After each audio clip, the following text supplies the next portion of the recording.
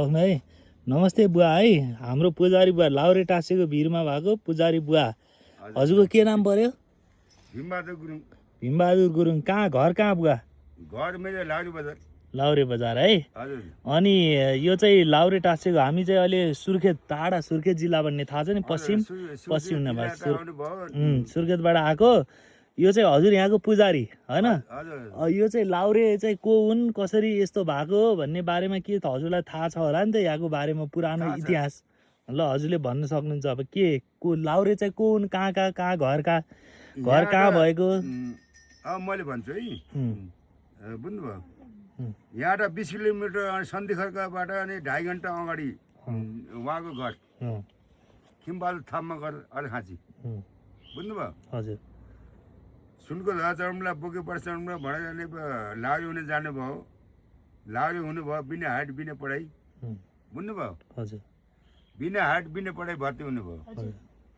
कति छुट्टी आउनुभयो, उहाँले भकल दिनु भएन। यहाँ तलै खोलाबाट बाटो थियो पहिला, यहाँ माथिबाट बाटो थिएन। यहाँ त पछि काशीनाथ गौतमले खनेको, उहाँले नि डोर लाउनु भएको। यहाँ नि पछि भएको नि तल खोलैबाट बाटो थियो, खाँची भन्नेमा निक्लिन्थ्यो यो बाटो।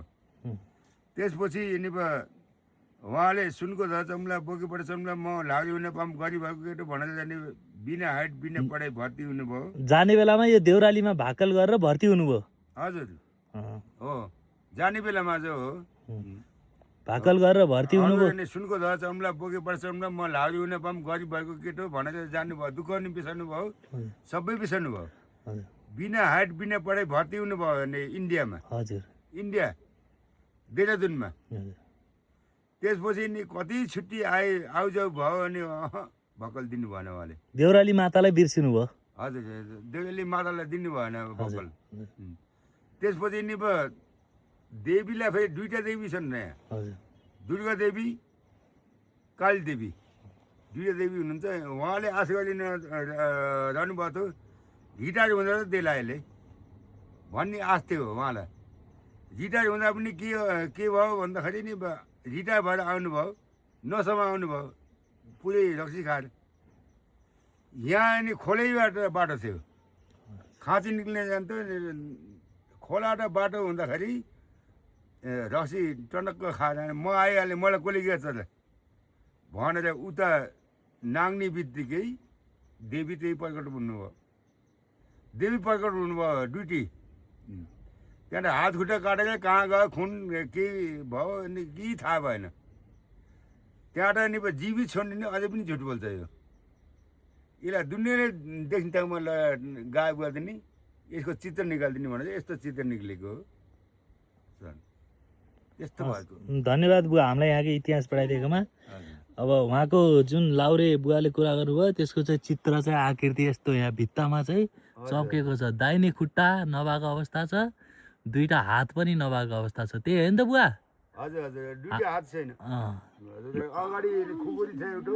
उहाँको जुन लाउरे जुन जसको यहाँ चाहिँ देवीले गरेर देवीको भाकल नपुरा गरेर जसको यहाँ भित्तामा प्रतिमा छ नि, उहाँको छोराछोरी घर परिवार अरू परिवार कोही सम्पर्कमा छ नि, यहाँ आउने गर्छन् कि नै? पहिला नि सेती फुलेको नि एउटा बुढा मान्छे आउँथे है। हजुर हजुर हजुर हजुर। अहिले आउन छोड्नु भयो अनि धेरै पुष्ट भयो। ए अब उहाँको मृत्यु भइसक्यो नि, हुन्छ चाहिँ के हुन्छ चाहिँ आउन नसक्ने अवस्था नि हुन्छ कि सेती फुलेको बुढा आउँथे नि, अहिले आउन छोड्नु भयो। जो उहाँको जुन लाउरे हुनुहुन्थ्यो उहाँको परिवारको मान्छे चाहिँ हुनुहुन्थ्यो। ए यहाँ चाहिँ लाउरे मगरहरू लाउरे हो, खिमबहादुर थापा मगर भएको हुनाले हजुर पनि गुरुङ यहाँ पुजारी पर्नु भयो क्या एउटै उसको? हजुर, म एउटै सम्मतिको माग्नु पर्छ म। हजुर हजुर।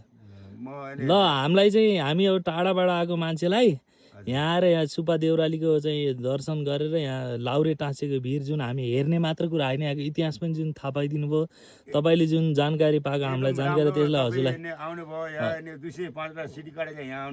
हजुर धेरै राम्रो, तपाईँलाई पनि राम्रो होस्। हस् हजुरलाई पनि धन्यवाद छ। नमस्कार बुवा। हस् धन्यवाद।